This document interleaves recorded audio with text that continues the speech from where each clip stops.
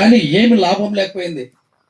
ఎందుకు లాభం లేదంటే మనకు అసలైన కులమే మదాసి మదారి కురులోనే దాగి ఉన్నది కురువ. కానీ మనకు తెలియదు.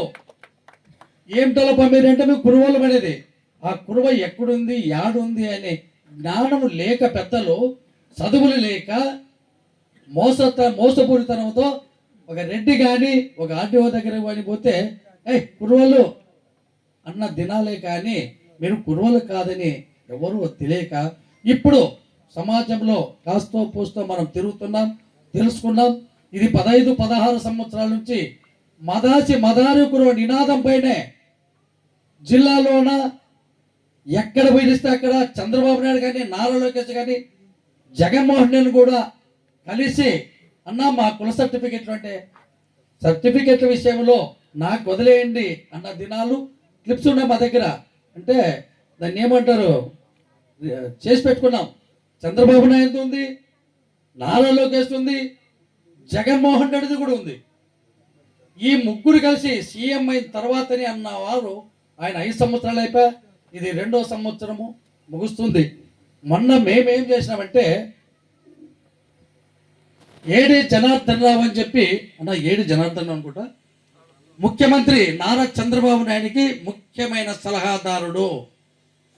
ఆయన ఫోన్ నంబర్ సేకరించి నేరడేల్ చంద్రశేఖరు, నేను నాగభూషణము, 3 మారెల లక్ష్మణ, 4 ఇంకా ఒక్కరెవరో పేరు నాకు మా నలుగురిలో సుంకన్న, నలుగురు కలిసి మాట్లాడి విజయవాడకు పోయి మరీ ఫోన్ చేస్తే మంగళగిరి ఆఫీస్కి రమ్మన్నాడు. మంగళగిరి ఆఫీస్కి కూడా పోయినాం. ఈ క్లిప్పులు తీసుకొని పోయినాం ముగ్గురివి. మేము పోయే 1 గంట అయిన తర్వాత వచ్చినాడు. వస్తేనే దాదాపు ఇట్లా మంది జనాలు ఉన్నారు. అయితే కూడా కర్నూలు జిల్లా పత్తికొండ తాలూకు నుంచి నాగభూషణం చంద్ర ఎవరని ఆయన పేరు పెట్టి పిలిచి మమ్మల్ని 3వ ఫ్లోర్లో 9వ రూమ్కి రమ్మన్నాడు. రైట్ సార్ వస్తాం. ఆయన పిలిచిన తర్వాత ఆయన లిఫ్ట్లో వెళ్ళిపోయినాడు. మేము లిఫ్ట్లో పోయేతలకే కరెంటు పోయింది, మెట్లెక్కిపోయినాం. మేము పోయేతలకు ఒక 5-6 బ్యాచ్లు ఉన్నాయి. బయట నుంచి మేము సైన్ చేస్తే కూడా ఆయన 5 నిమిషాలు ఉండండి అన్నాడు.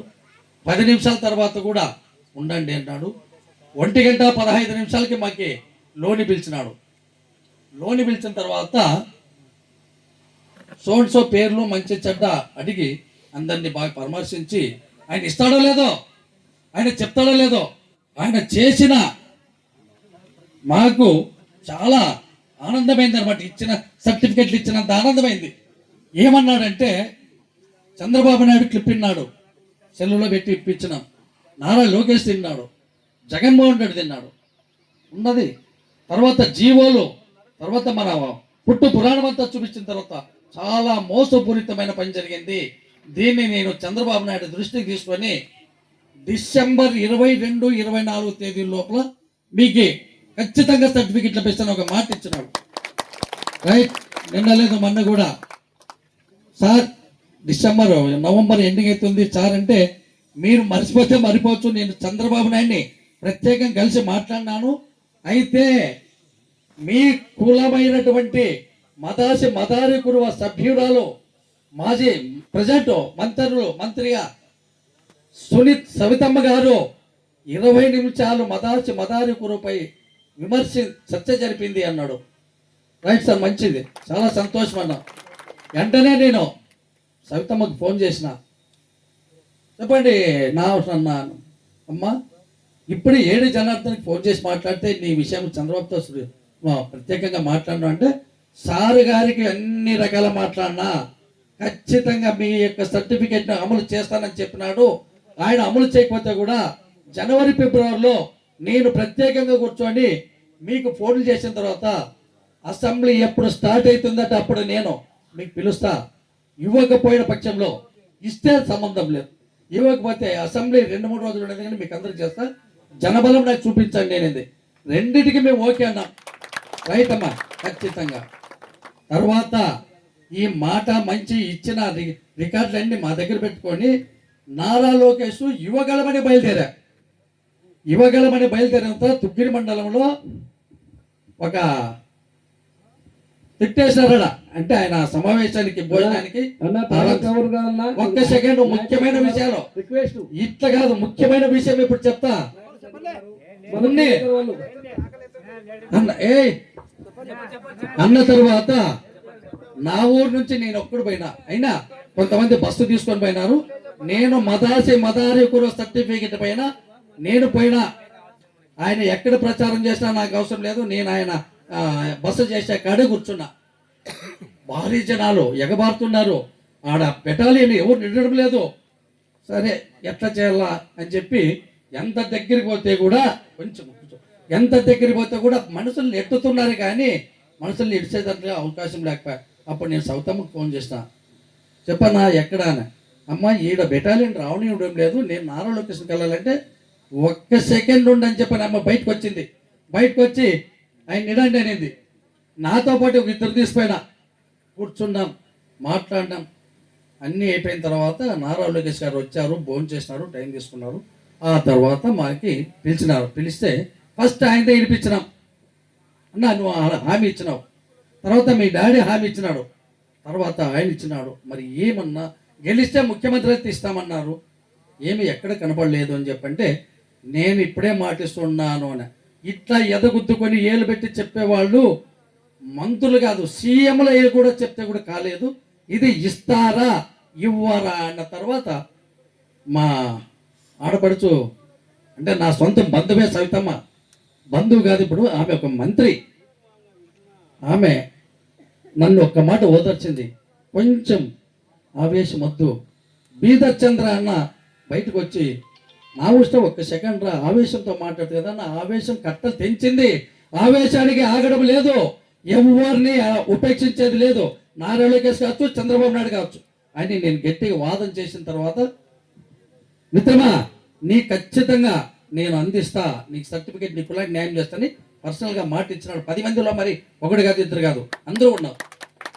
ఆ తర్వాత ఆ రోజు నైట్ మరి గుడిసెలేని ఒకటి దేవనకొండ మండలంలో ఉంది. అప్పుడు సుజాతమ్మ ఒక పేపర్ స్టేట్మెంట్ ఇచ్చింది. ఏమని? మదారి కురువలకు రేపు నారా లోకేష్తో 20 నిమిషాలు కేటాయిస్తున్నాడు, అందరూ ఆహ్వానితులేనింది. రైట్, పేపర్ తీసుకొని పోయినాం. మేము 2 చెప్పులు తీసుకొని పోయినాం. అందరూ బాగానే కలిసినారు మన వాళ్ళంతా. పొద్దున పేపర్ స్టేట్మెంట్కి ఆమె చెప్పిన కానీ స్థలంలో ఉన్నాము. వెళ్ళిపోయి బర్ర వెళ్ళిపోయా. వెంటనే ఇప్పుడు మీ డోంట్ ఎమ్మెల్యే కోట్ల సూర్యప్రకాష్ రెడ్డి సతీమణి వెంటనే నేను ఫోన్ చేసిన, ఏమ్మా పేపర్ స్టేట్మెంట్కి అర్థం ఏమి నీకు తెలుసా, ఎందుకు ఇచ్చిన పేపర్కి అన్నా అంటే, నా కూర్చున్న వద్దు టైం అయిపోయింది, 2:30 అయింది భోజనం టైం, మీరు రాండి వలకొండ స్టేజ్లోకి అనింది. రైట్ అమ్మా, ఆ మాత్రం చెప్పిన వస్తామన్నాం. పోయినాం. 4 గంటలకి అన్నారు, 5 అయింది. కొంతమంది మేధావుల పైన మాట్లాడుతున్నారు.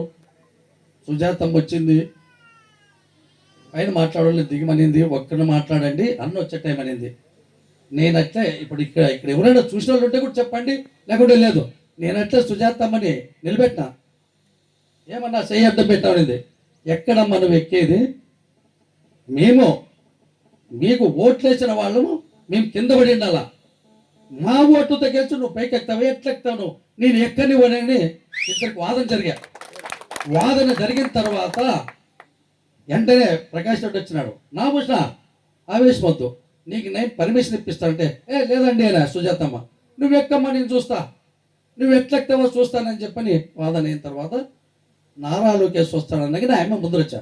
ఎక్కనేనన్న తర్వాత ఎక్కనేనమ్మా, నువ్వేమి ఇబ్బంది పెట్టుకున్నా, నాకు ఏం జరిగినా నేను భయపడను, ఇబ్బంది అని చెప్పంటే వెంటనే వచ్చా బీదర్ చంద్ర వచ్చా, ప్రకాష్ రెడ్డి వచ్చి అటు వరకు ఫస్ట్ నా విషయం మైక్ ఇవ్వండి. సరే బాగుంది. సుజాతమ్మ ఇప్పుడు కింద నుంచి మైక్ పైన వాడికి ఏం చెప్తుంది, ఒక మైక్ కిందకి ఆయన మాట్లాడిన తర్వాతనే ప్రస్తావన మొదలు పెట్టాను. ఎవరమ్మా నువ్వు, మా ఓట్లతో పైనుండి మాట్లాడే వాళ్ళు ఎవరు దిగాల మొత్తం, నేను ఈవెన్ నారా లోకేష్ కూడా అడ్డుకుంటా, ఓట్లు మావి, పైన మీరు మాట్లాడితే కింద క్యాకులు చెల్లించే కదా మేము. అటువంటి సమస్య జరగదని నిలబెట్టా. నాలుగో వ్యక్తి 5వ వ్యక్తి నారా లోకేష్ లైన్లో ఉన్నాడు. కాంప్రమైజ్ అన్నాడు.